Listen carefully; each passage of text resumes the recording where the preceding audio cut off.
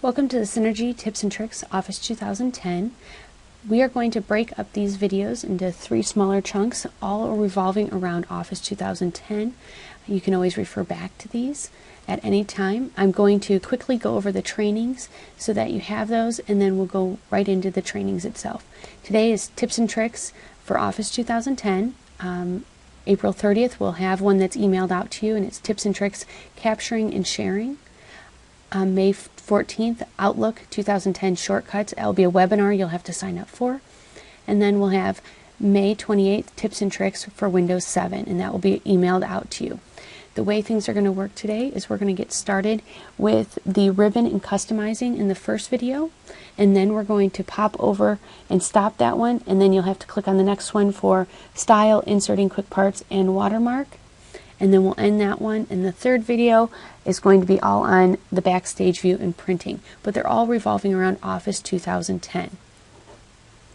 We're going to go ahead and get started here. So in this section we're going to talk about printing, and this is one of my favorite things that Microsoft has added in.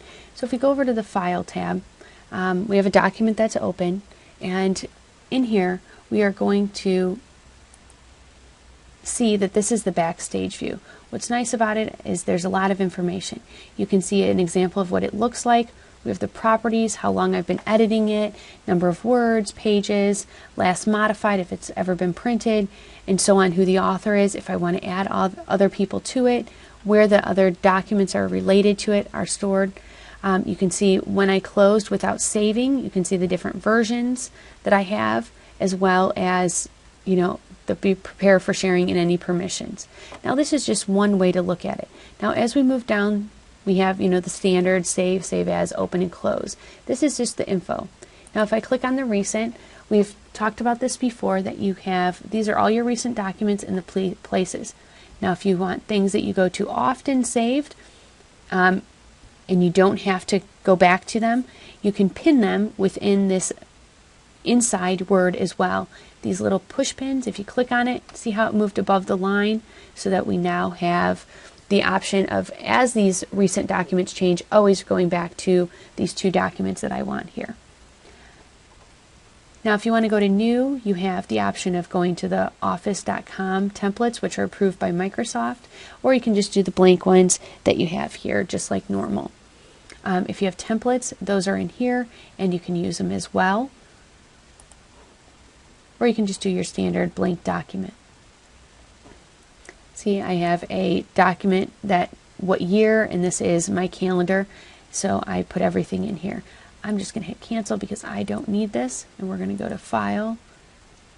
And what we're going to do is talk about printing though. The printing is one of my favorite things because it was always a pain for many years of what you were going to get when you printed it out. So this allows you to see exactly what you have. As you go down the list of things here, you have the printers that you can use. So only ones that you can use have a green check mark. You can also do all the printer settings and paper and things like that, just like normal. You can choose what ones you want to print. You can print only the current page, custom print range, kind of go back and forth. In addition to that, if you want to print on both sides and your printer allows it, you can do that right from here. You can collate.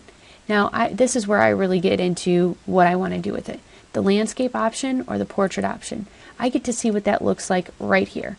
So I still see it's 12 pages, and it did change a little bit. I'm not sure that I like it. So I could also go to, well, I'm going to change it onto bigger paper. Well, that's what it would look like. You can see how much space is available when I have that. I can also change the margins. So you see how it's spread it out a little bit. We're going to go back to 8.5 by 11. I can narrow the margins, I can make them bigger, I can change them wide, however you would like. And now you can see what that's doing to the text that I have here in my calendar. Now, if I want to do 1 page per sheet, I can do 2 pages per sheet.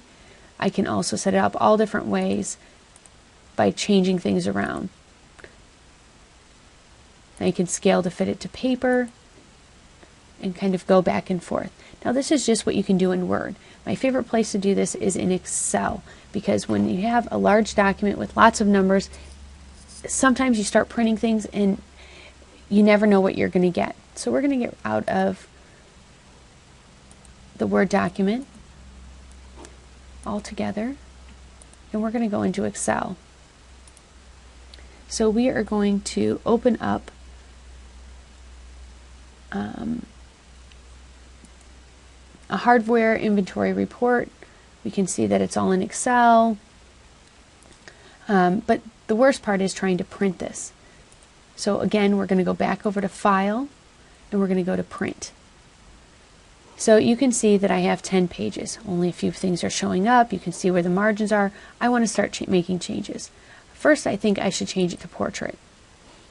Made it a little longer, and it looks like it's cutting things off. So as I go through this, I can see after my initial pages, I do have things that are cut off. So what I want to go back to is the beginning, and then I'm going to go down to scaling. I want to get all columns to fit on one page. Now, as you can see, it went down from 14 pages to 7. So everything is fitting on here. It automatically fixed my margins so I didn't have to do it. Now I can also go to change paper size. You can see what that does. It took it down to 5 pages.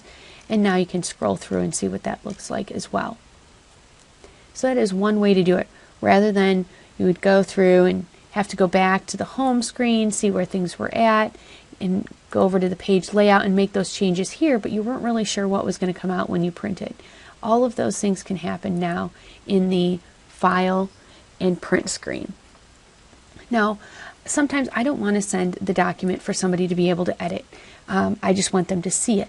So what's nice is in the Backstage view, you have some options. If you go to Send and Save, you can send as attachment. So if I click on this, an email will pop up and my document will already be saved in Excel right in here. And as I said before, maybe I don't want them to be able to edit it, so I don't want it in Excel. So what I'm going to do is cancel out of that and go to File, Send and Save, Save as a PDF. Now this does not save anywhere on your network an actual PDF. What's nice is it's just saving it so you can send it that way. So if I make other changes, I'm not going to have version controls of the PDF as well as the actual document. I'm just sending it that way. So it makes it easy. You don't have to do much. You don't have to drag it in there, go to File, Save As, Attach File, any of those things. You now have just a quick and easy way to do it. And send it right off. Now these are all located in that Save and Send functionality right here. And you can do it in all the different tools in Microsoft as well. So stay tuned for some other tips and tricks that will be coming up later in the next couple of months, and we'll continue on with these trainings. Send us your ideas at synergytraining@perryprotech, and we will continue to answer your questions. Thanks for joining us.